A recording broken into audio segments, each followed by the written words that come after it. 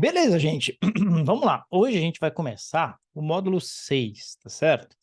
Módulo 6, eu vou pedir para vocês prestarem bastante atenção, porque tem caído bastante coisa do módulo 6, e as perguntas elas são um pouquinho enjoadas, normalmente desse módulo, né? É um módulo um pouco mais quantitativo, e isso acaba requerendo bastante atenção da nossa parte. Beleza? Mas vamos lá, né? Sem mais delongas, vamos trabalhar. Eu vou compartilhar aqui a tela com vocês. Olha só. Muito bem. Devem estar vendo a tela aí, né? Se vocês não estiverem vendo, me avisem, tá? Me avisem, ok? Mas eu acho que agora carregou. Acho que demorou um pouquinho para carregar, mas que agora carregou. Vou deixar o chatzinho aqui do lado e vamos trabalhar. Olha só, pessoal. Então é o seguinte. Um determinado grupo de dados numéricos resolve se extrair valores extremos, né? Qual medida estatística será menos afetada por tal mudança no grupo de dados? Então, o que que aconteceu? A gente pega, por exemplo, o retorno de um fundo de investimento, tá certo? Então, a gente tem o retorno do primeiro, do segundo, do terceiro, do quarto, do quinto e do sexto mês. Beleza? E aí o que acontece? Primeiro mês foi 1%, segundo mês foi 2%, no terceiro mês foi 10%, no quarto mês foi 3%, no quinto mês foi menos 1%, e no sexto mês foi menos 20%. Beleza? Então, é isso aí. Aí, o que está se dizendo? Nesse conjunto de dados, a gente vai retirar esse valor que é o extremo positivo, está muito alto, e esse valor que é o extremo negativo está muito baixo. Beleza? Muito bem. Quando a gente fizer isso, qual dessas medidas que vai ser menos afetada? Tá certo? Qual estatística ela é menos afetada por essa mudança? Então, o que que vai acontecer? A média, pessoal, ela é muito afetada, né? Se eu tiver por exemplo, um outro grupo de dados, 1%, 3%, 4%, e aqui tiver um 100%. Tira a média desse treco aqui para você ver, 104, 107, 108, dividido por 4 vai dar 27%. Caramba! Aí se eu arrancar esse 100 aqui, a média ela muda de 27%, sabe para quanto? Ela muda aqui para 8 dividido por 3, vai dar mais ou menos uns 2,8%. Ela cai assim para 1/10 do que ela era. Então a média ela é extremamente suscetível a valores extremos. Desvio padrão também, porque o desvio padrão mede exatamente isso. E a variância ela é a base para eu calcular o desvio padrão. Então, esses três, eles acabam sendo muito afetados por valores extremos. E aí a Karina aí já cantou a bola aqui, né? Ela falou, é mediana, professor. É, tá certo, Karina, é mediana. Então, por que que é mediana? Só para vocês terem uma ideia, né? Nesse exemplo aqui, qual que era a mediana? Nesse 1, 3, 4 e 100%. Vocês sabem tirar a mediana nesse exemplo? Qual que é a mediana? Fala para mim. Manda aí. Sem tirar o 100, tá? Imagina que o 100% ainda está na amostra. Então, você tem lá 1, 3, 4 e 100%. Quanto é que é a mediana dessa amostra?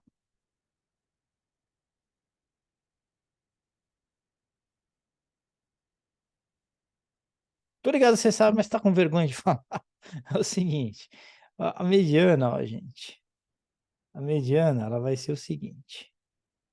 Deixar mais bonitinho aqui, tá certo? Escrever o 100 novamente. Então, você tem que lembrar essa bagaça aqui, tá? Olha lá. O que que é a mediana? É o ponto médio quando você coloca em ordem os valores, aqui está em ordem, 1, 3, 4, 100, está em ordem crescente, tá bom? Então, qual que é o valor que está bem no meio? O carecão não tem um valor bem no meio, né? Tem o 3 e o 4, os dois estão no meio. Então, você tem que tirar a média entre 3 e 4. Karina falou, né? Entre 3 e 4. Então, a média entre 3 e 4 é 3,5. Então, você tira a média. Isso aqui fica sendo a mediana. Beleza? Então, isso é a mediana da bagaça. É a mediana dessa amostra aqui. Agora, arranca o 100 embora. Você passa a ter uma amostra que é 1, 3 e 4. Você arrancou um valor extremo. Qual que é a mediana agora? Vai, faz aí alguma coisa, né? Se mexe, faz aí. Qual que vai ser? Diz aí para mim. Ah, Paula, é isso mesmo, vai ser 3%. Percebeu? De 3,5 veio para 3. Então, o 100 saiu. O 100, que era um valor, assim, absurdamente alto, saiu e ninguém deu falta dele. Tá certo? Ninguém sentiu falta do homem lá. O 100 foi embora e tá beleza. Tá certo? Então, a mediana, ela é menos suscetível à presença de outliers, também conhecidos como valores extremos. Beleza? Então, você tem que lembrar disso. Isso é uma questão que volta e meia cai na prova, uma questão muito simples, né? Que você não pode deixar de acertar, porque se você deixa de acertar uma dessa, vai fazer falta para você, tá bom? Muito bem. Olha só, questão número 2. O índice, você vê que eu comecei com as mais babas, né? Então, comecinho bem baba, assim, para a gente ir pegando o jeito. Então, o índice de correlação igual a -1 indica o quê? Então, olha só, nós falamos sobre mediana, nós vamos falar sobre desvio padrão ainda, sobre variância, mas tem uma medida que ela é muito importante em finanças, que é a medida de correlação. O que significa correlação? Ela significa como que duas variáveis se comportam uma em relação à outra, tá certo? Então, o que acontece? Por exemplo, quando a bolsa sobe, normalmente a Vale, que tem uma participação muito forte no índice, ela também sobe. Quando a bolsa cai, a Vale cai. Então, são dois ativos, né? O BOVA11, por exemplo, né? O BOVA11, se você comprar o BOVA11, você está comprando Ibovespa. Se você comprar Vale 3, você está comprando especificamente a ação da Vale. Então, normalmente, quando um sobe, o outro sobe, a correlação é muito próxima a 1, tá certo? 0,8, 0,7, então é uma correlação alta. Beleza? E o que isso quer dizer? Que os dois ativos se movimentam na mesma direção. Legal? Agora, se você pegar BOVA11, por exemplo, né? E pegar um ativo em dólar, né? Pegar a moeda dólar mesmo, você vai ver o seguinte, que normalmente quando a bolsa sobe, o dólar cai. Quando a bolsa cai, o dólar sobe, tá certo? Então, historicamente, a correlação entre esses dois é menos 0,50. Legal? Então, o que isso quer dizer? Uma correlação negativa. Quer dizer que numa boa parte das vezes, quando um está subindo, o outro está caindo. Isso é interessante? É interessante você ter ativos de baixa correlação numa carteira. Por quê? Porque você está diversificando o seu risco. Você está reduzindo o risco da carteira, aí o retorno médio vai ser a média entre os dois ativos, mas o risco vai ser menor que a média. Então, você reduz muito a oscilação que você tem no retorno da carteira ao longo do tempo. Então, você tem que lembrar disso para a prova, porque isso cai muito. Se você quer fazer uma correlação tanto mais eficiente, você deve buscar aqueles ativos com a correlação mais baixa possível. Baixa, carecão, não teria que ser correlação alta negativa? A nomenclatura é o seguinte, a menor correlação possível é essa -1. Então, quando você consegue ter uma correlação de -1, você está fazendo uma baita diversificação na sua carteira. Beleza? Você reduz muito o risco da sua carteira. Quando você tem correlação zero, o que acontece? É uma correlação interessante, tal, mas o que quer dizer uma correlação zero? Que quando um ativo está se mexendo para cima e para baixo, o outro nem tchum para ele. Então, não tem relação nenhuma, nem positiva, nem negativa. E quando você tem uma correlação +1, quer dizer que quando um ativo está subindo, o outro está subindo também. Quando ele está caindo, o outro está caindo também. Então, eles se movimentam na mesma direção. Legal? Muito bem. Se eu tiver um ativo, e aí eu compro um outro ativo põe na minha carteira com correlação +1, eu não estou diversificando nada. Mas se tiver correlação 0,90, já estou diversificando um tiquinho. Se tiver correlação 0,50, estou diversificando bem. Se tiver correlação zero, estou diversificando pra caramba, tá certo? Vou escrever aqui, pra caramba, tá certo? Se tiver correlação negativa, por exemplo, né, -0,5, como eu falei para vocês, que é a doleta e as ações, tá diversificando maravilhosamente, tá certo? Maravilhosamente. E o -1? -1 não existe, não acontece na prática, tá certo? Ele seria o limite, teoricamente ele existe, mas na prática a gente não acha ativos com correlação -1. Legal? Estamos entendendo? E assim, tem todo um caminho aqui no meio, tem os meios termos, né? Então, é uma variável contínua isso. Pode ser 0,29, pode ser 0,72, e assim vai. Perceberam? Mas uma coisa que você tem que pôr nessa cabecinha cabeluda é o seguinte, ó, que quanto mais para cá, menor é a diversificação. Quanto mais para cá, maior é a diversificação. Quanto mais negativa a correlação entre os ativos, maior será a sua diversificação. Legal? Então, qual é a alternativa correta? Correlação mede o quê? Mede a evolução da direção, né? Para onde se movimentam, para que direção se movimentam os ativos. Beleza? E aí a Paula está dizendo, o retorno de dois ativos se move em direção oposta. Tá correto, é a alternativa C. É essa que você tem que marcar. Legal? Então, guarda nessa cabeça que é muito importante isso, tá? Então, correlação negativa, alta diversificação.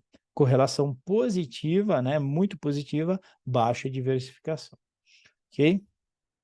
Vamos lá. Questão número 3, olha só. O investidor quer uma carteira que tenha um retorno esperado de 12% ao ano. Beleza? Para tanto, ele pretende aplicar em dois ativos cujos retornos esperados são, respectivamente, 10 e 14. Legal? Quais seriam os pesos de cada ativo na carteira? Então, aqui é para ver se você entende como se calcula retorno médio numa carteira. O retorno médio numa carteira ele é muito fácil de se calcular, porque ele é assim, né? O retorno médio da carteira, né? A gente geralmente chama carteira de P, portfólio, tá? Ele vai ser, olha só, o peso do ativo 1 vezes o retorno esperado do ativo 1, mais o peso do ativo 2 vezes o retorno esperado do ativo 2. Então, é uma média ponderada, né? Que nem quando você fazia a prova lá na faculdade, né?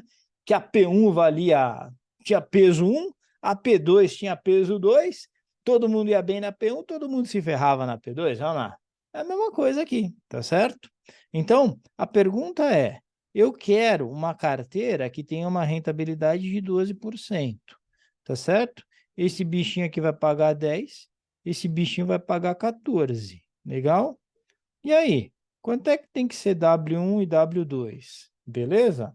Você poderia fazer um sisteminha de equações aqui, né? Outra equação seria W1 mais W2 tem que ser igual a 100%, mas não faz sentido, é complicar à toa essa bagaça. Sabe o que você vai fazer? Você sempre testa as alternativas, legal? Como que você testa? Você começa aqui pela... Essa A aqui você esquece, né? Não é possível calcular sem saber covariância. Não usa covariância para retorno médio. Não tem nada a ver, então essa está errada. A B, 50% do retorno de 10% e o restante no outro ativo. Então, seria 50% em um, 50% em outro. Legal? Então, você vem na sua amada HP, tá aqui HP, safada. Vem cá, ó, zera a sua calculadora, tá certo? Então, você vai pegar lá, lembra como é que faz média ponderada? Vou fazer média ponderada aqui, essa conta é muito fácil, mas poderia cair um problema com uma conta mais difícil. Então, você tem que saber fazer média ponderada na HP, você vai precisar disso na certificação. Legal? Então, como é que você faz isso? Você faz sempre o seguinte, né? Você vai colocar lá 10, enter, qual que é o peso? 50%. Então, você vai colocar 50 somatório mais. E aí ele avisou, ó, você acabou de colocar o primeiro dado. 14, enter, 50, somatório mais. Então, primeiro você coloca o retorno e depois você coloca o peso. Você viu? Eu coloquei 10, enter, que é o retorno, aí 50% é o peso, 50 somatório mais. Poderia ter colocado 0,5 também, não tem problema nenhum, desde que se use o mesmo critério nos dois casos. Fez isso daí? G6. Olha lá, deu 12, tá certo? Tava na cara que ia dar 12, né? Porque a gente está fazendo o seguinte, um ativo tem 10%, o outro tem 14%. Põe metade aqui, o ponto médio vai ser 12, né? Mas poderia ser que não fosse uma conta tão simples assim. Beleza? Então, 50% no ativo cujo retorno é 10, 50% no outro ativo cujo retorno é 14, para a gente chegar nos 12. Alternativa B de belezura. Entenderam?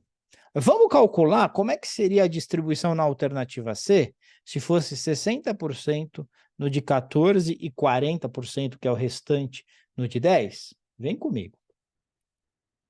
Então, olha que zera a sua calculadora.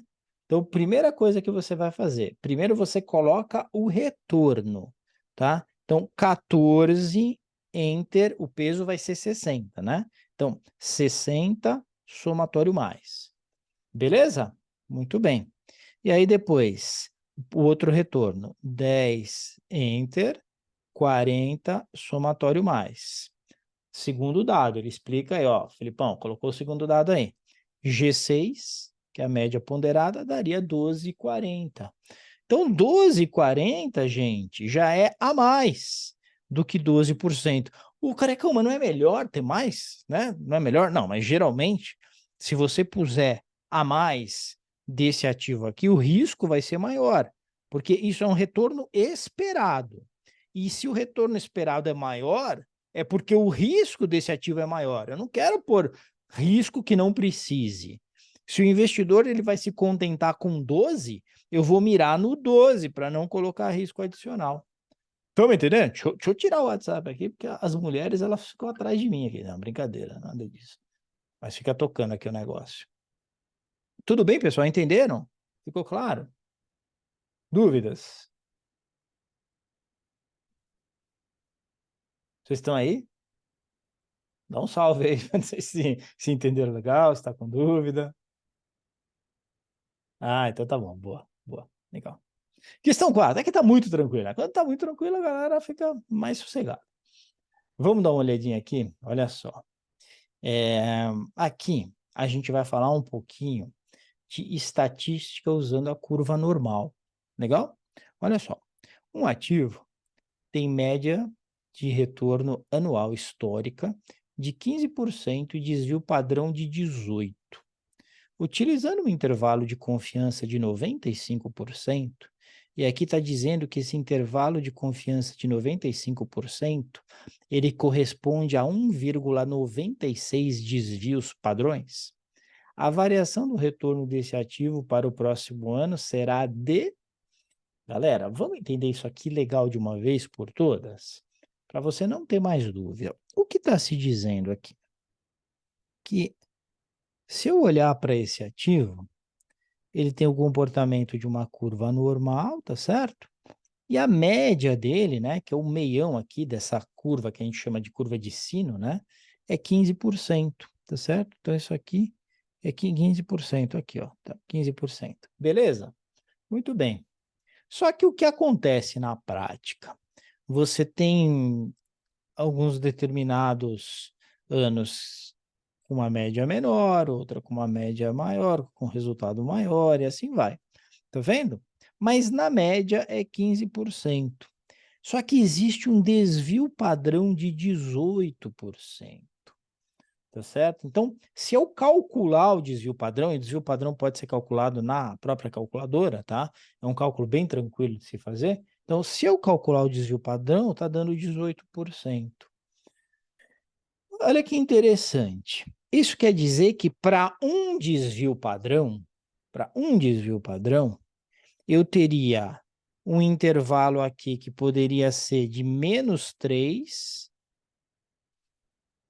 e indo aqui 18 mais 15 vai dar 33, né? Até 33%. Ou seja, isso aqui é um desvio padrão para baixo, um desvio padrão para cima, tá certo? Se fosse um desvio padrão. Mas qual que é o problema? É que quando eu pego um desvio padrão, gente, eu estou capturando somente 68% dos dados. Então, é um intervalo de confiança somente de 68%. E aqui está dizendo o seguinte, eu quero um intervalo de confiança de 95%. Então, eu quero poder afirmar com 95% de certeza que o valor mínimo anual de retorno vai ser tal e o valor máximo vai ser tal. Aqui eu tenho só 68% de certeza, porque é um desvio padrão. Para ter 95% de certeza, eu preciso de quase 2 desvios padrões. Preciso de 1,96 desvios padrões. Estão entendendo? Então, o que acontece? O meu limite inferior, que é esse aqui, ele vai ser igual ao valor da média, né, mi, menos O desvio padrão, né? O desvio padrão a gente chama de sigma, tá certo? Mas é 1,96 desvios padrões, é 1,96. Então, vai ser essa média menos 1,96 desvio padrão. A média é 15%, né? Menos 1,96 vezes 18%, tá certo? Então, vou ter que fazer essa conta. Pega lá, então, 1,96 vezes 18, né? 1,96 entre 18 vezes, dá 35,28, tá certo? Então, vai ser 15% menos 35,28%. Isso aqui vai dar menos 20,28. Isso aqui, pessoal, é o limite inferior, né? E o superior? O limite superior, ele vai ser a média, né, mi, mais 1,96 vezes o desvio padrão, porque aí eu vou vir para cá, então é mais. Não é só um desvio padrão, é 1,96 porque eu quero 95% de intervalo de confiança. Tá certo? Ô, Carecão, por que que 1,96 é 95% do intervalo de confiança? Porque é uma curva padrão, é chamada curva normal, tem até uma tabela que mostra as relações. Se eu quiser um intervalo de confiança de 99%, aí eu vou ter que ter 2 e tralalá, tá certo?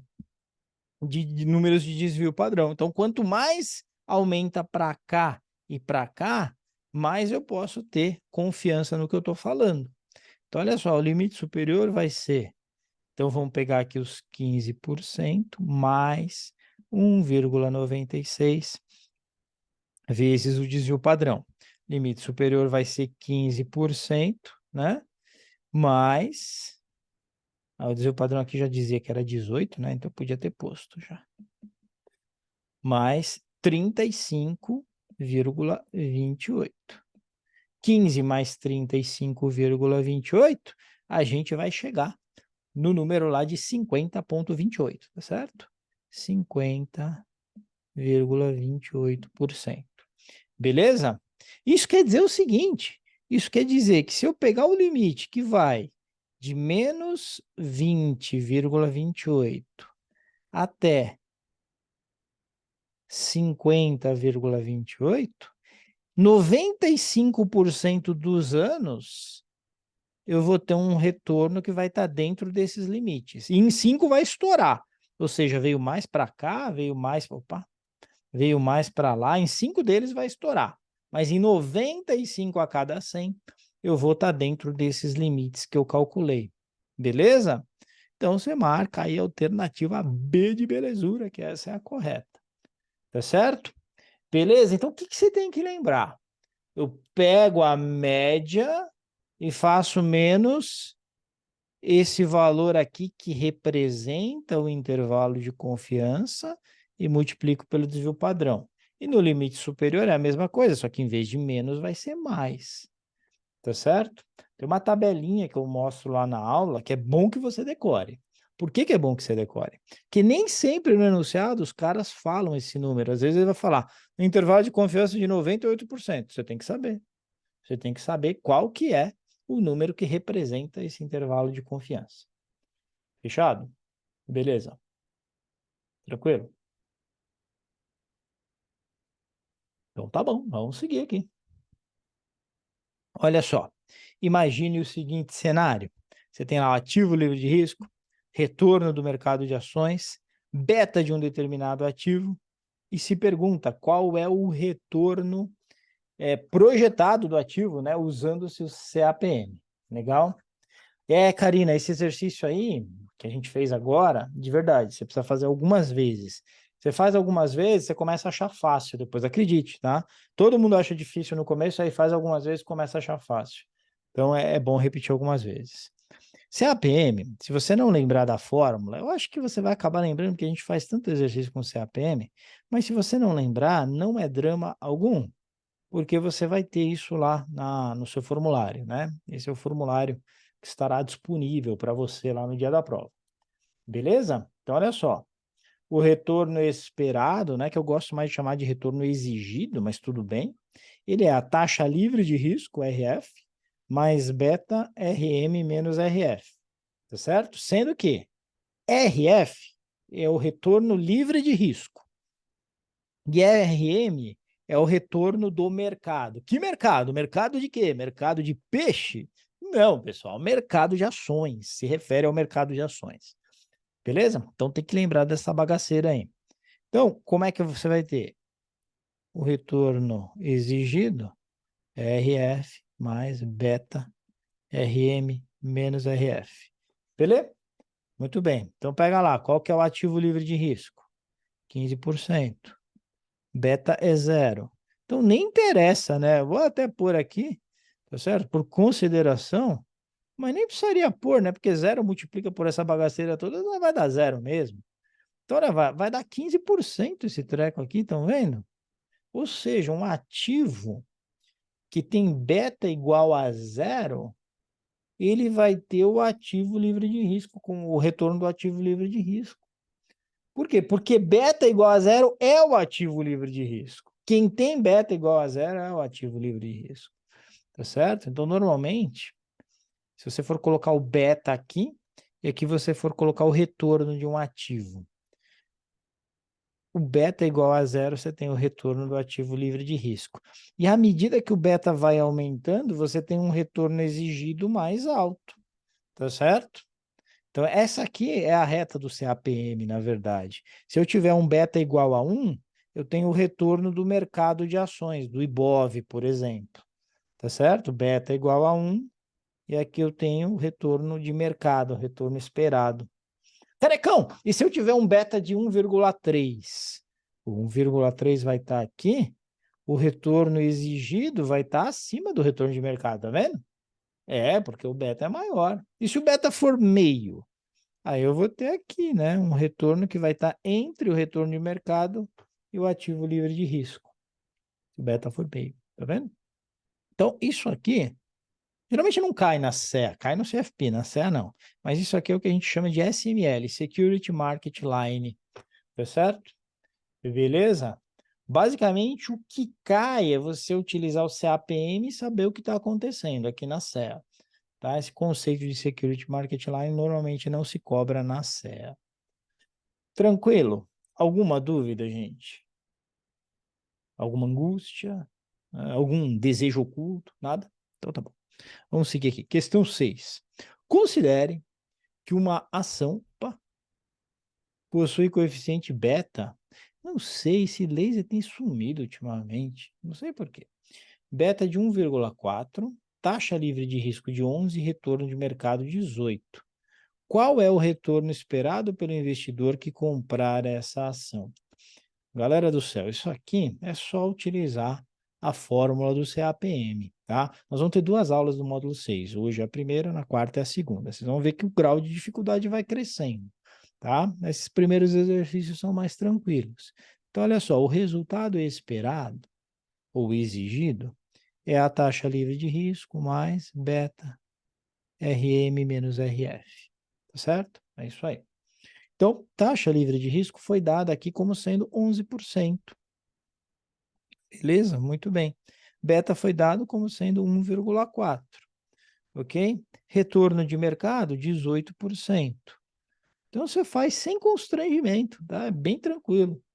Beleza? Faz essa conta aí direitinho, né? Então, olha só, 18 menos 11 dá 7. 7 vezes 1,4. Opa, foi o lugar errado. Olha lá. 7 enter. 1,4 vezes. Olha lá, dá 9,8.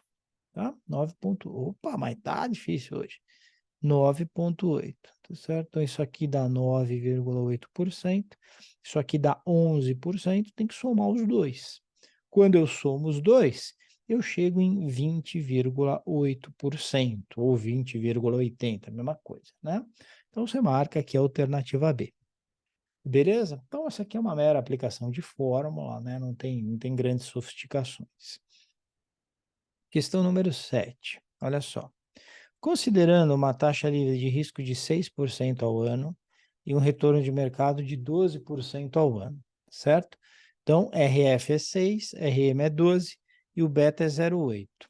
Se a taxa de juros livre de risco subir 1 ponto percentual, qual será a rentabilidade esperada do ativo, considerando o CAPM, né? Então, essa aqui é uma alteração da taxa livre de risco. Então, o que você teria? Você teria que o valor exigido é a taxa livre de risco mais beta RM menos RF, certo? Então, a taxa de livre de risco é 6, mas se ela subir 1%, ela vai para 7, tá certo? Muito bem. Então, olha só, aqui a gente vai ter um beta igual a 0,8, né? E aqui a gente vai ter o retorno de mercado como 12 menos 7%, tá certo? Então, o que que a gente vai ter? 7% mais 0,8 vezes 5%. Beleza? 7% mais 0,8 vezes 5 vai dar 4, ok? Isso aqui vai dar 11%, beleza? Então, você marca 11% aqui.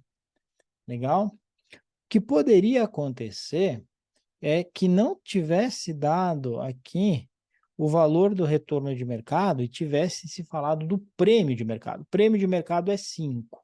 Taxa livre de risco sobe 1% e o prêmio de mercado se mantém constante. Aí você teria que tomar cuidado, porque aí você ia mudar esse RF aqui, mas aqui ia ficar constante a diferença. Então, você não mexeria neste RF aqui, tá? Seria uma variação da questão que poderia cair. Mas nessa questão, do jeito que está, você teria que fazer dessa forma. Beleza. Dúvidas? Bom, a aplicação do CAPM, né? Não tem muito que a gente ficar inventando moda. Vamos para a próxima aqui? Olha lá. Os títulos A e B representam o retorno esperado e volatilidade conforme abaixo, né? Apresentam o retorno esperado e volatilidade conforme abaixo.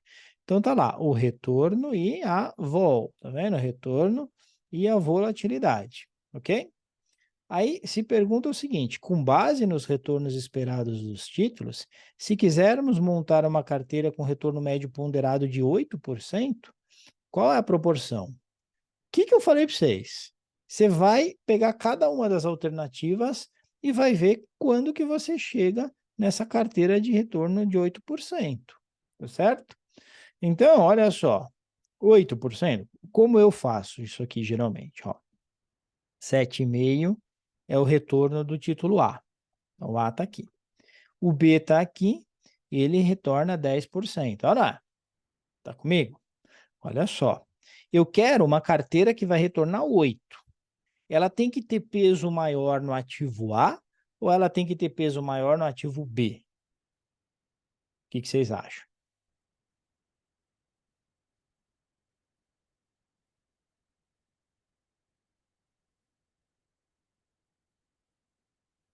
Fingindo que eu travei aqui enquanto vocês não respondem.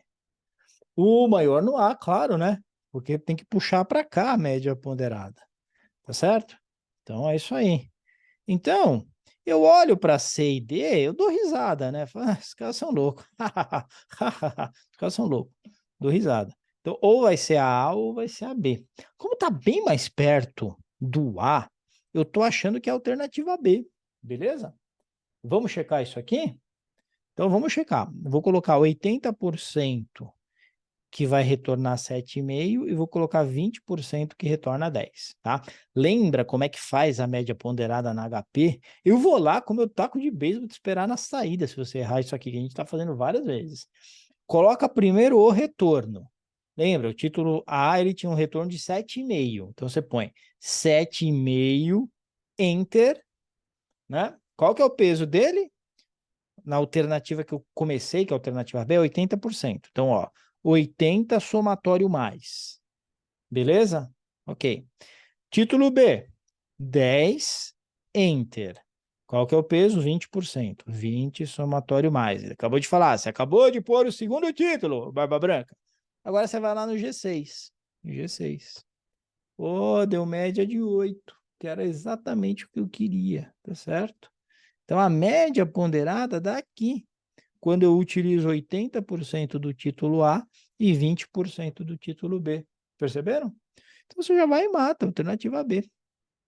Vamos ver quanto é que dá se for 60 do A e 40 do B? Vem cá. Zera a calculadora, vamos lá. Então, o título A, ele rende 7,5. 7,5, Enter, põe 60, somatório mais. Fechou? Agora você põe lá 10%, que é o rendimento do título B, 10, Enter, 40, que é o peso, somatório mais. Ele está me dizendo, ó, HP está me dizendo, você pôs o segundo título agora. Aperta G6, deu 8,5, né? Então, o retorno esperado vai ser 8,5. Mas por que que eu vou ficar colocando mais volatilidade? Tá vendo? Tem mais volatilidade, mais arriscado. Se eu com uma opção aqui de ter 80 do A e 20 do B, eu já chego nos 8 que eu preciso. Perceberam? Por isso que você marca a alternativa B. Entenderam o modus operandi da coisa?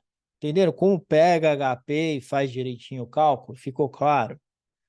Se não ficou, faz na sua HP 1, 2, 3 vezes, porque lembra, você usa esse cálculo de média ponderada para WACC, né, para o cálculo do WOC, que a gente viu lá em conceitos básicos de finanças, e você usa aqui também, e usa também alguns exercícios do módulo 7. Então você precisa saber isso aqui, senão você vai ficar na mão, vai ficar a pé, tá certo? Beleza. Questão número 9, olha só. Considere taxa livre de risco isso, retorno no mercado isso, meio. Ao acrescentar 2% no prêmio pelo risco, qual a rentabilidade esperada do ativo considerando o CAPM? Aqui, galera, a Ambima quer saber se você entende esse conceito de prêmio pelo risco. Não é ciência de foguete, é muito tranquila essa questão. Olha só, retorno exigido é taxa livre de risco mais beta RM menos RF, não é? Tá certo? Olha só, e está dizendo que o ativo livre de risco é 5%, legal? Mais beta, né? E aí, quanto que é o prêmio de mercado atual? 12 menos 5, não é? Então, seria 12 menos 5, beleza? Mas aí está dizendo o seguinte, se a gente acrescentar 2% no prêmio... Então, o prêmio pelo risco era quanto? Ele era 7%. Mas, se a gente acrescentar 2%, ou seja, se a gente disser, não é 7%, é 9%. É isso, porque o prêmio pelo risco é isso. É, quanto que eu preciso para, em vez de investir na renda fixa, no ativo livre de risco, eu ir para o ativo de renda variável, que tem mais risco. Preciso de um prêmio para isso, por isso que chama prêmio pelo risco. O prêmio estava em 7, por quê? Porque o retorno de mercado esperado de mercado era 12 e o livre de risco era 5.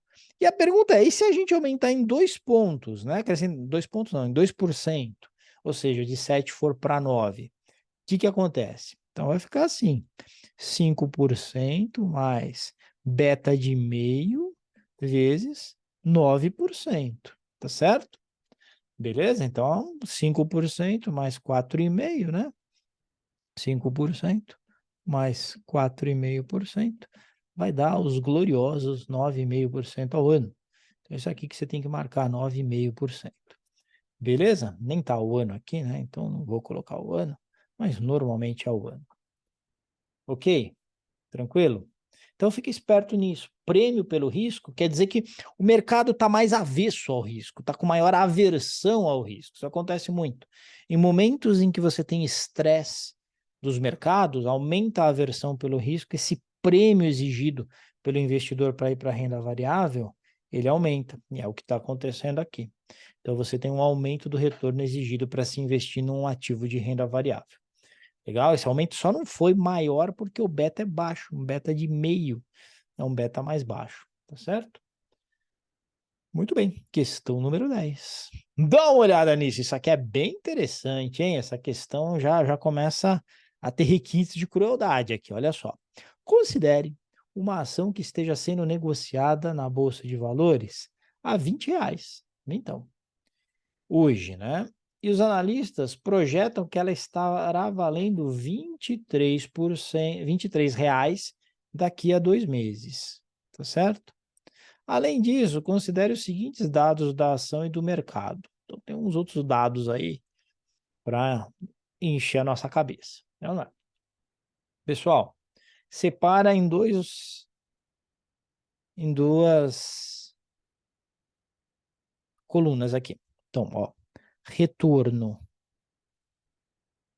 esperado pelo mercado, retorno exigido pelo investidor, tá certo?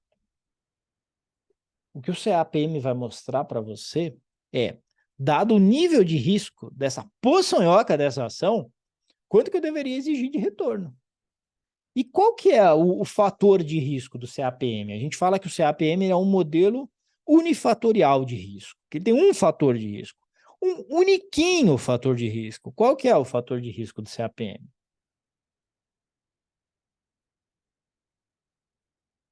Aquilo que diferencia aquela ação específica. Porque tudo o resto é igual. Mas tem uma coisa que é da ação em si, ou do fundo de investimento em si. Qual é o fator de risco que define aquele fundo ou aquela ação no CAPM? CAPM tem esses parâmetros que vocês estão vendo aqui. Qual desses parâmetros é o fator de risco daquela ação? É isso aí, Marcos mandou aqui. Beta, é o beta. Então, o beta é o que define. Um beta alto quer dizer que é muito risco. Beta de 2. É o dobro do risco sistemático que tem o mercado. Beta de meio é metade do risco sistemático que tem o mercado. Por quê? Porque, por definição, o beta do mercado é igual a 1, tá certo? Ele é a referência. Estão me entendendo? Muito bem. Então, qual que vai ser o retorno exigido pelo investidor? Você já está careca, não tanto quanto eu, mas está bem careca de saber que vai ser isso aqui, né? Beleza? É essa fórmula que eu uso. Isso é o retorno exigido. Legal? Então, quanto que é o ativo livre de risco? Pega lá, 5%, certo? Mais o beta. Beta é quanto? Beta é 0... Cadê o beta? 0,8. 0,8.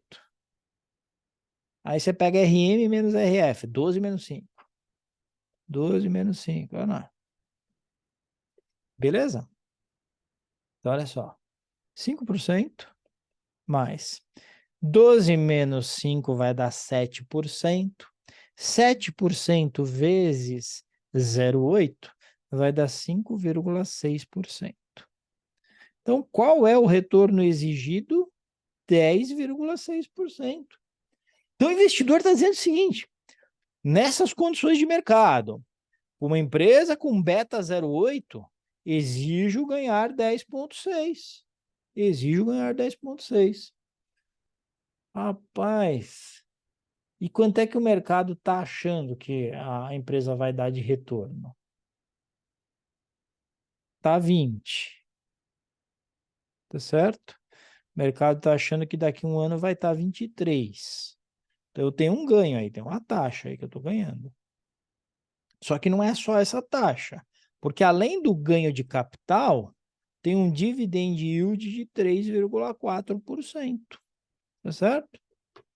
Muito bem, então o que a gente faz? A gente calcula o ganho de capital e soma o dividend yield, beleza? Porque além da ação se valorizar, o mercado estima que eu vou receber 3,4% do valor da ação na forma de dividendos. Beleza? Qual que é a taxa que está embutida do 20 até o 23? Vem aqui na sua amada HP, né? Zero aqui. 20, muda o sinal, põe lá no PV de valor presente. 23, põe no FV, tá certo? É um ano, né? Então, 1 é o seu N. Procura a taxa. Ah, 15%, olha lá. Então, é 15% de ganho de capital mais 3,4% de dividendos, né? Dividend yield. E esse treco vai dar 18,4% de retorno esperado pelo mercado. Eu exijo 10,6. Espera-se 18,4. É bom negócio ou não é? Vou comprar ou não vou? Eu vou comprar. Então, comprar a ação porque ela está subavaliada, está barata, né? Porque deveria custar mais que R$ 20 essa ação, se ela vai conseguir entregar dividendos de 3,4 e essa valorização. Então, ela está barata, eu deveria comprar. Então, ela está subavaliada. Sempre que algo está superavaliado, você não compra. Quando algo está subavaliado, é que vale a pena. Então, comprar a ação. Então, qual que é a grande sacada desse exercício? É comparar, né, o valor exigido, né, que vem do CAPM, o retorno exigido, que vem do CAPM, com o retorno esperado, que vem das expectativas dos analistas de mercado. Tá bom? Muito bem. Não daria, porque a gente não tem o valor, respondendo a Flávia, tá? Não daria para fazer pelo modelo de Gordon, porque a gente não tem o valor do dividendo, né? A gente tem o dividend yield, tá certo? De 3,4. O valor do dividendo a gente teria, portanto, mas a gente não tem o valor do crescimento dos dividendos, que é o G. Lembra que o modelo de Gordon, você tem o dividendo, e aí você divide pelo KS menos G, e esse G é o crescimento dos dividendos? Você não tem o crescimento dos dividendos aqui. Por isso que não daria para fazer, tá bom? Questão número 11. Vamos para essa aqui.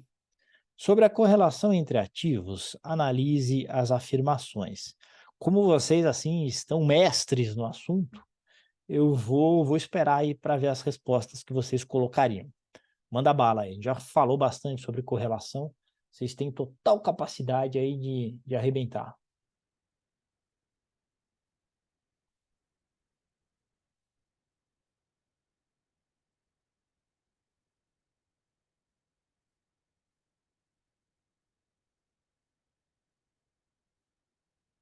Ó, o Marco já mandou que é a D. Vocês concordam? A D, ele está dizendo que 1 e 3 apenas estão corretas, tá certo? Flávia concordou. Vamos ver aqui. 1. Dois ativos que têm variação de preços na mesma direção têm correlação positiva, tá correto. Dois ativos que têm variação de preço em direção opostas têm correlação negativa. Tá, vamos ver a 2 e a 4 agora. Dois ativos que têm variação de preço em direção têm correlação nula? Não. Nula é quando um ativo não tem nada a ver com a variação do outro. Dois ativos que têm variação na mesma... Tá errado também, vocês mandaram bem, é isso mesmo, tá certo? Então, alternativa D. Fechou? Questão 12. O investidor possui o ativo A em seu portfólio e está em dúvida se deve comprar os ativos B ou C.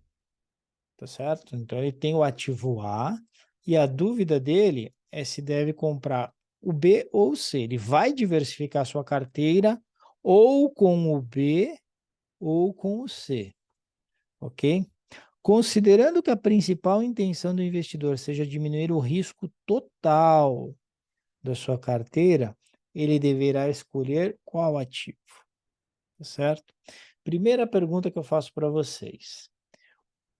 O risco total é medido pelo beta ou pelo desvio padrão? Olha só, o beta, eu quero que você ponha isso na sua cabeça, você não pode esquecer isso. O beta, ele mede risco sistemático, tá certo? Só risco sistemático. O desvio padrão, chama de sigma, né? Desvio padrão, ele mede risco total, tá certo? Risco total. Então, isso é muito importante, ok? Isso aqui vai ser determinado, né?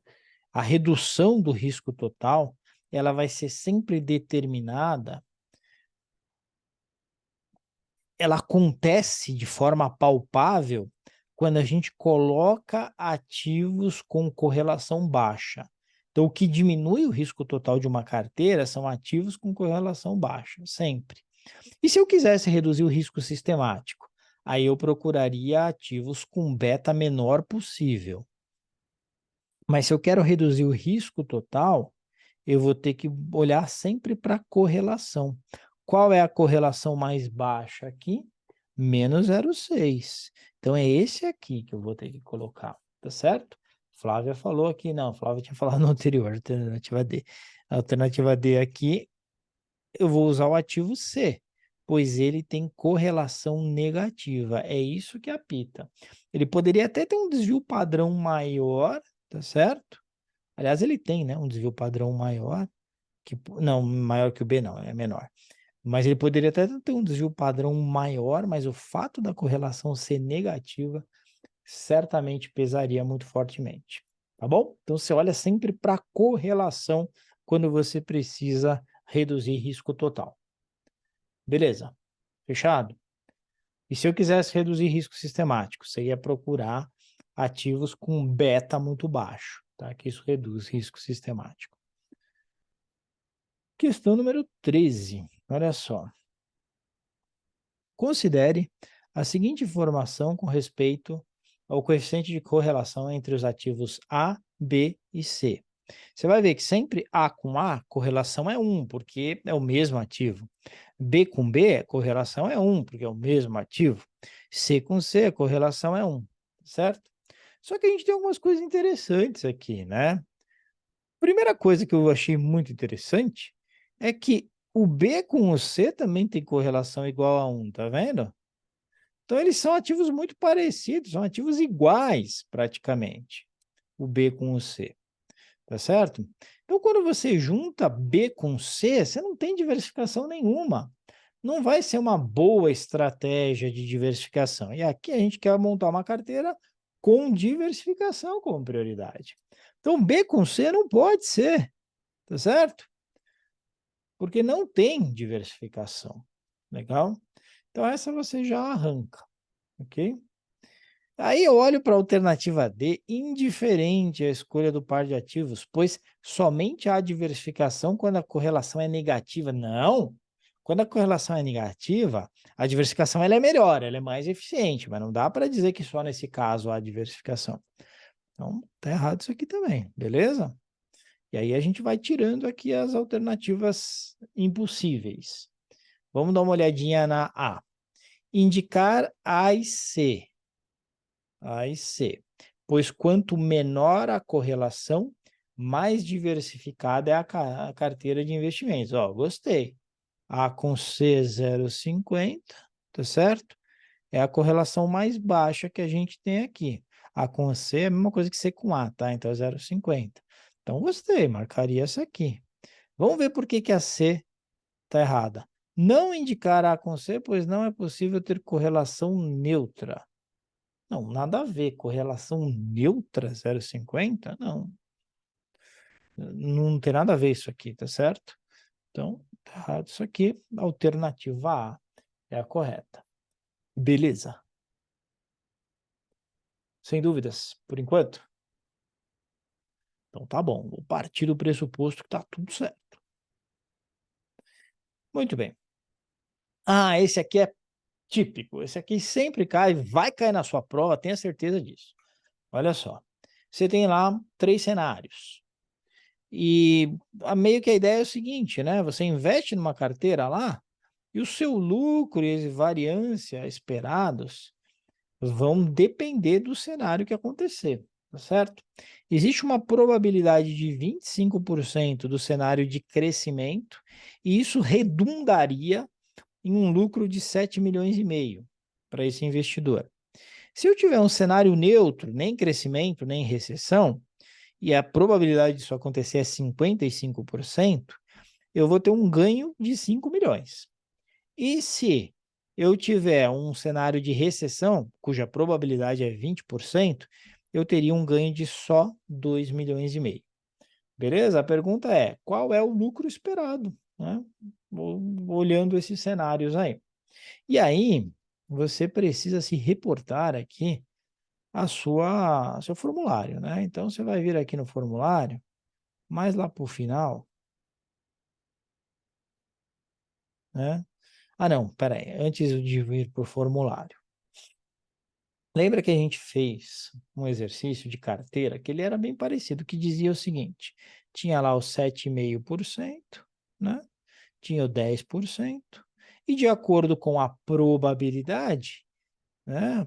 de acontecer era 80% disso aqui, era 20% disso aqui, tá certo? Eu chegava em 8 aqui. Legal, era uma média ponderada. Aqui é igualzinho. Vou fazer uma média ponderada, tá certo? Então, tem 25% de chance de eu ter 7,5 milhões. 55% de chance de eu ter 5 milhões. 20% de chance de eu ter 2,5 milhões. Beleza, então você vai lá, o peso 1 vezes o resultado 1, mais o peso 2 vezes o resultado 2, mais o peso 3 vezes o resultado 3. Tá certo? Então, você poderia fazer aqui 0,25 vezes 7,5 mais 0,55 vezes 5 mais 0,20 vezes 2,5, tá certo? E aí você vai chegar num determinado resultado. Eu gosto de fazer com média ponderada da HP, que eu acho que fica muito mais fácil. Então, o que eu vou fazer? 7,5 com peso de 0,25, 5 com peso de 0,55, 2,5 com peso de 0,20, tá certo? Então, você vem aqui, ó, passa HP 0 a bagaça, 7,5, Enter, né? Quanto que era o peso?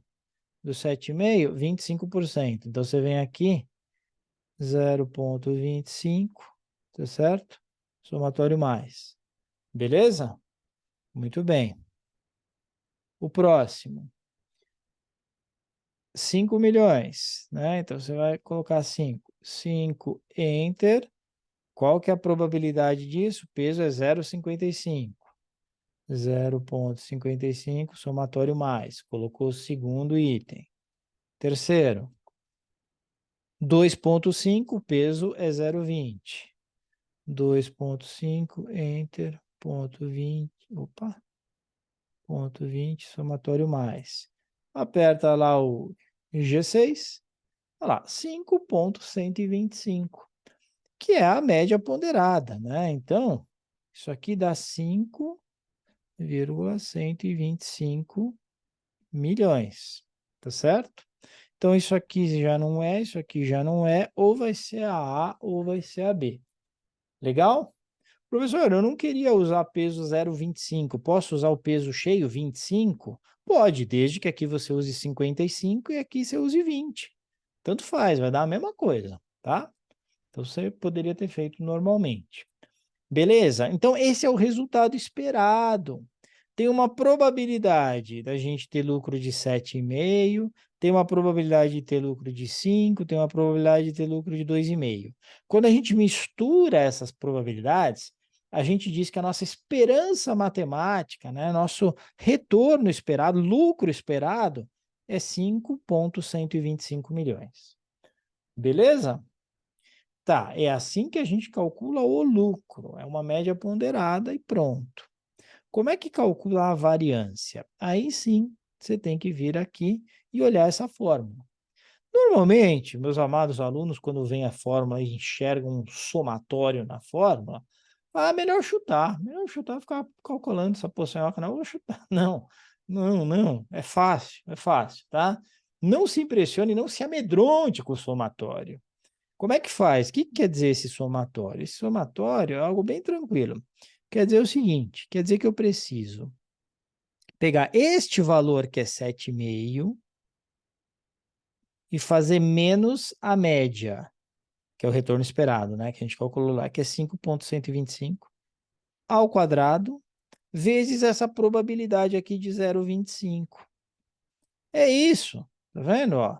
Então, ó, tá vendo aqui? É o xi, que eu acabei de pegar lá, que é o 7,5, tá vendo? 7,5.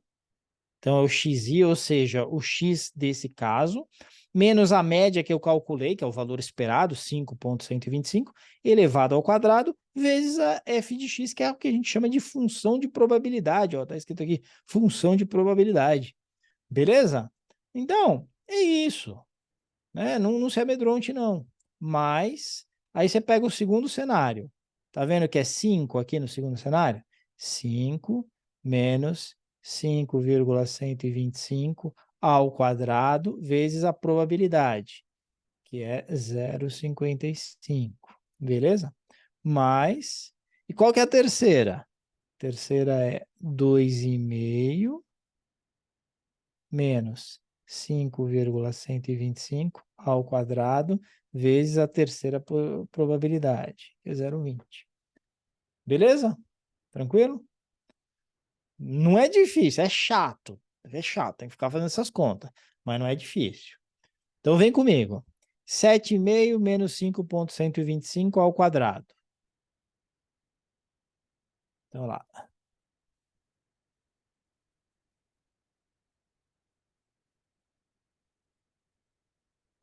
Só que muda o sinal, né? Então dá 2,375, beleza?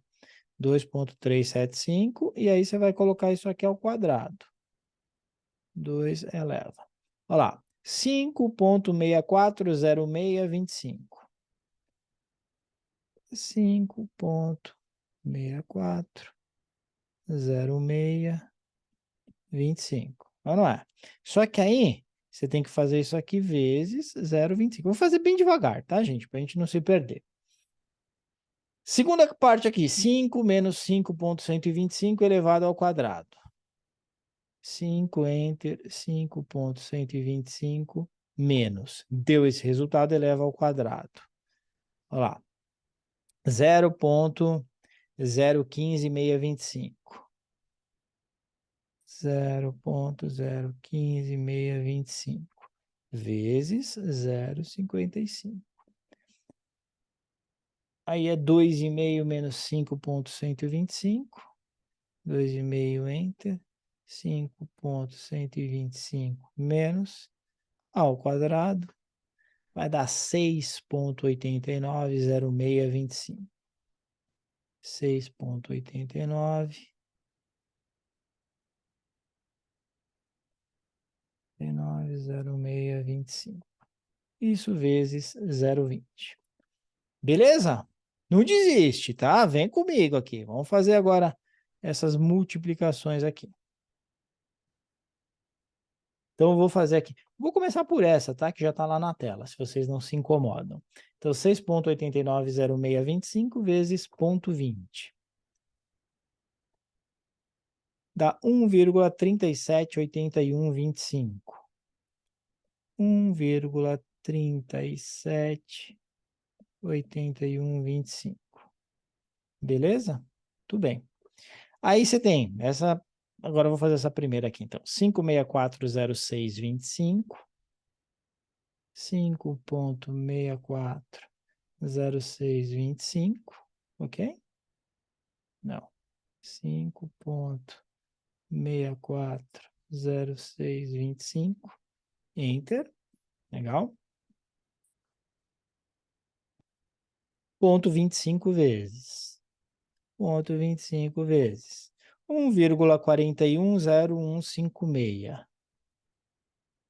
1,410156. E, finalmente, essa que está aqui na metadinha, né? Que é 0,015625. 0,015625. Enter. E a gente vai multiplicá-la por 0,55. 0,55 vezes 0,008594. 0,008594. Aí você sai somando as bagaças, né? Então, olha só. A gente vai ter esse 0,008594. Vou somar com esse aqui, 1,410156. 1,410156. Beleza? E agora precisa somar esse aqui. 1,378125. 1,378125 mais. Olha lá, 2,80, tá certo? 2,80. Então, somando tudo isso, dá 2,80. 279 é alguma coisa que é 2,80. Beleza? Pô, então é 5,125 o valor esperado e 2,80 o desvio padrão. Alternativa A de acertei. É essa aí que você tem que marcar. Pessoal, difícil? Não. Chato? Pra caramba. Tá certo? Você tem que tomar muito cuidado para não errar uma bobeirinha, fazer uma conta errada e tal. Lembra que na CEA você tem tempo para fazer a prova, dá tempo de terminar legal, revisar e tal. Então, essa conta, quando você fizer, faz com tranquilidade, revisa, vê se bateu, para ficar tudo certinho. Beleza? Tranquilo? Chato mesmo. É, Karina, é isso aí. Vamos lá.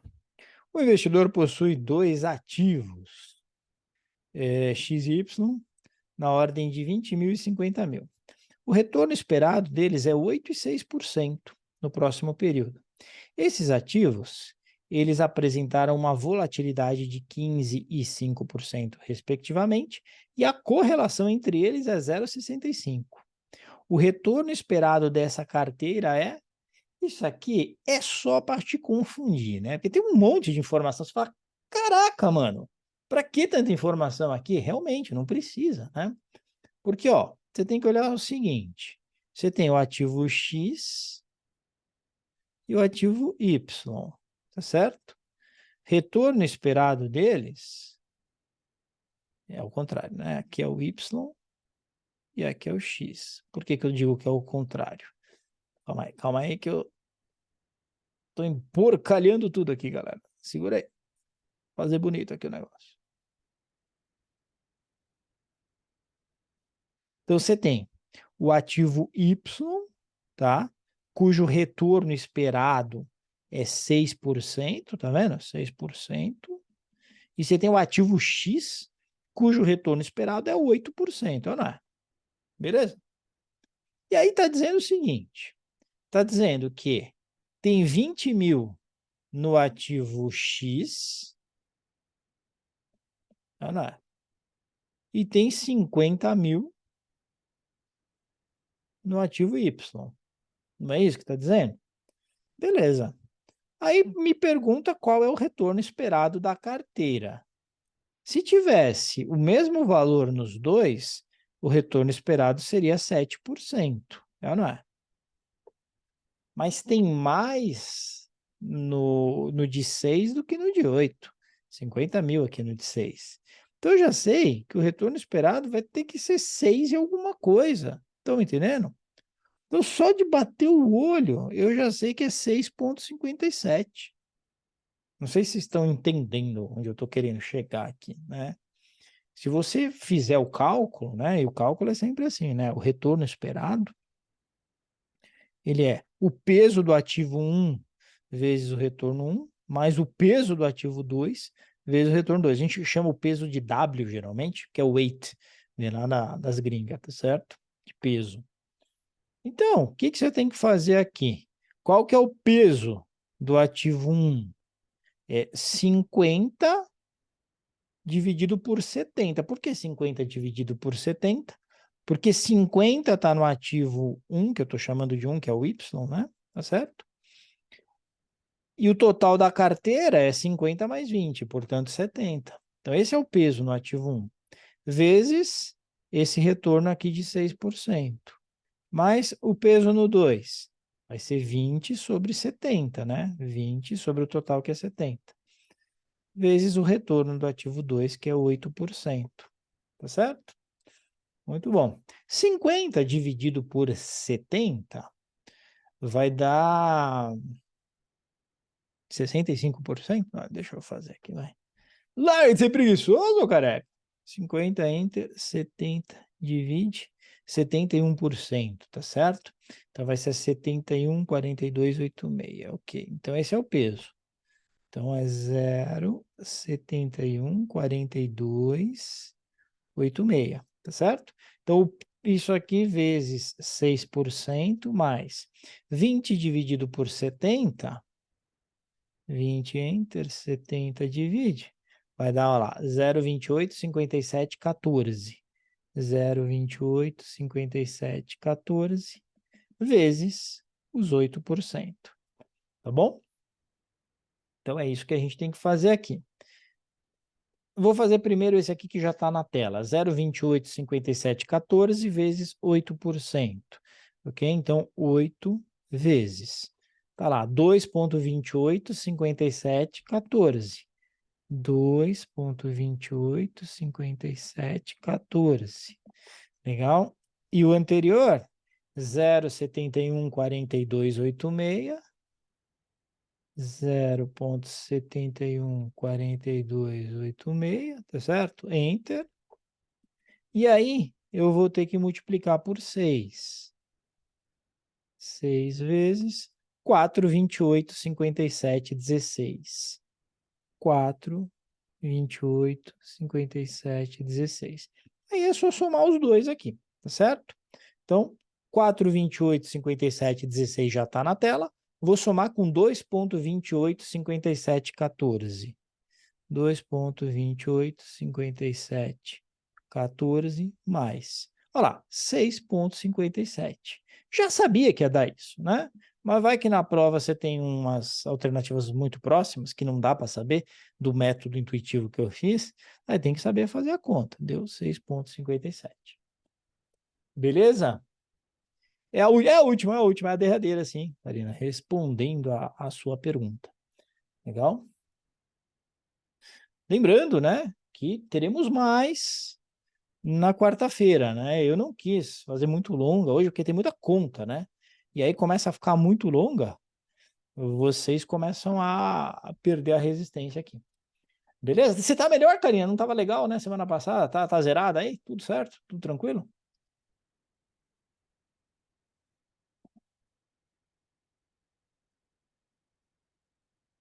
Boa, show de bola.